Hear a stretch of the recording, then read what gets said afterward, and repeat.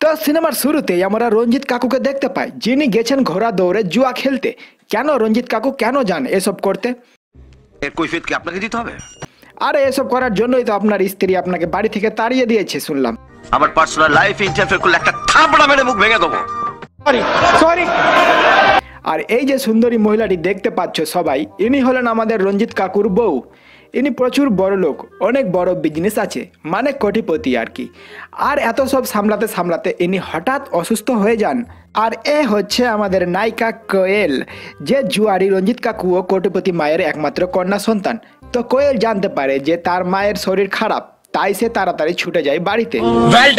এবারে কোটিপতি মা কোয়েল দিকে বলে যে তার বয়ফ্রেন্ড দুর্গা দাসের সঙ্গে সে দেখা করতে চায়, কিন্তু প্রবলেম হচ্ছে দুর্গা দাস এখন গেছে মুম্বাই। তো কোয়েল দি এখন কি করবে? তো কোয়েল দি সোজা যায় নিজের বাবার কাছে। তার মানে মা বেটিতে মিল আছে, বাবা বেটিতে মিল আছে, কিন্তু বাবা মায়ে মিল নাই। যাকগে, এবার কোয়েল দি রঞ্জিত কাকুকে বলে যে তার মা দুর্গা দাসের সাথে দেখা করতে চাই, কিন্তু দুর্গা দাস তো নাই এখন। তো কি করা যাবে? তো রঞ্জিত কাকু বলে দুর্গা দাসের চিন্তা করতে হবে না, টাকা ফেললে কত দুর্গা দাস পাওয়া যাবে। এবার আমাদের জিদ্দার এন্ট্রি হয়।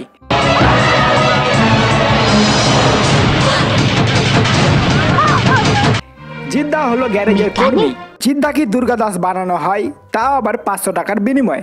জিদ্দাও ভাবে চলো বসে বসে কোনো ভান্ডারের ফর্ম ফিল আপ না করি 500 টাকা পাওয়া যাবে। কি বলে? তাই জিদ্দা রাজি হয়ে যায় ও দুর্গা দাস সেজে চলে যায় কোয়েলের মায়ের কাছে। সেখানে কোয়েলের মা জিদ্দাকে অনেক প্রশ্ন জিজ্ঞাসা করেন, যেমন তুমি কোন পার্টি করো, আগে কোন পার্টি করতে, যুবশ্রী পাও কিনা, চপ ভাজতে পারো কিনা। কি বলে? এসব শুনে জিদ্দা রেগে যায় ও বাড়ি থেকে চলে যায়। যাওয়ার পথে জিদ্দা একটাই কথা ভাবে যে 500 টাকাটা মনে হয় আর দিবে না, কিন্তু কোয়েলের কাছে কন্যাশ্রীর টাকা ছিল, তাই সে 500 টাকা তখনই জিদ্দাকে দিয়ে দেয়। জিদ্দা নাচতে ও গাইতে লেগে যায়। এইদিকে কোয়েলদির মা আবারও দুর্গা দাসের সঙ্গে কথা বলতে চায়, তাই কোয়েলদি আবারও চলে যায় জিদ্দার কাছে। আবারও জিদ্দা দুর্গা দাস সেজে চলে আসে কোয়েলদির মায়ের কাছে।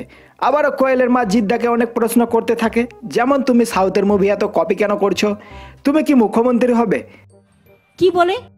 আর সবশেষে তুমি কি গান গাইতে জানো? তো জিদ্দা গান গাইতে জানে এ কথা বলে, কিন্তু কোয়েলদি বলে দেয় যে জিদ্দা শুধু বাথরুম সিঙ্গার। এ কথা শুনে জিদ্দা আবারও রেগে যায় ও বাড়ি ছেড়ে যেতে থাকে। ও বলে তোমাদের বাড়িতে আর জীবনও আসবো না। কোয়েলদি 500 টাকার কথা মনে করিয়ে দিলে জিদ্দা তখন আনন্দে না দুঃখে জানি না, কিন্তু গান গাইতে লেগে যায়। আর জিদ্দার গান শুনে কোয়েলের মা একদম ইমপ্রেস হয়ে যায় আর হীরের আংটিটা জিদ্দাকে দিতে যায়। এবার কোয়েল জিদ্দাকে নিয়ে যায় একটি রেস্টুরেন্টে অনেক খাবার খাইয়ে অপমান করতে। আর জিদ্দা অপমানিত হয়ে চলে আসছিল, ঠিক সেই সময় জিদ্দা তার এক্স গার্লফ্রেন্ডকে দেখতে পায়। ও মনে করে যে কিভাবে তার গার্লফ্রেন্ড তাকে প্রাইমারির চাকরি না পাওয়ার জন্য ছেড়ে দিয়েছিল, কিন্তু তার গার্লফ্রেন্ডকে কে বোঝাবে যে প্রাইমারির রেজাল্টই বের হয়নি। এবার কোয়েলের মা জিদ্দার গান শোনার জন্য পাগলি হয়ে গেছে, তাই তিনি জিদ্দার বাড়িতে চলে যান। আর জিদ্দা তখন গানই গাইছিল, কিন্তু এখানে জানা যায় যে কোয়েলের মা জানে যে জিদ্দা আসলে দুর্গা দাস নয়, জিদ্দা আসলে জিদ্দা। সহি পকড়ে হ্যাঁ।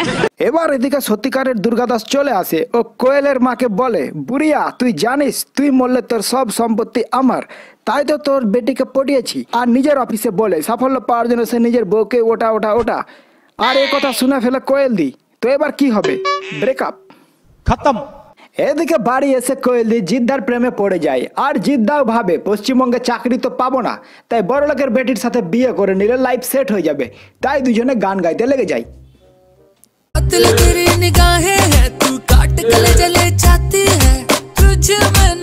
কোয়েলের মা জেনে যায় যে জিদ্দা রঞ্জিত মল্লিককে ভালোভাবে চিনে ও জানে, তাই জিদ্দাকে আবারও অপমান করা হয় ও তাড়িয়ে দেওয়া হয়। এবার জিদ্দা যায় রঞ্জিত কাকুর কাছে ও রঞ্জিত কাকুকে ভালোবাসার উপরে জ্ঞান দিতে থাকে।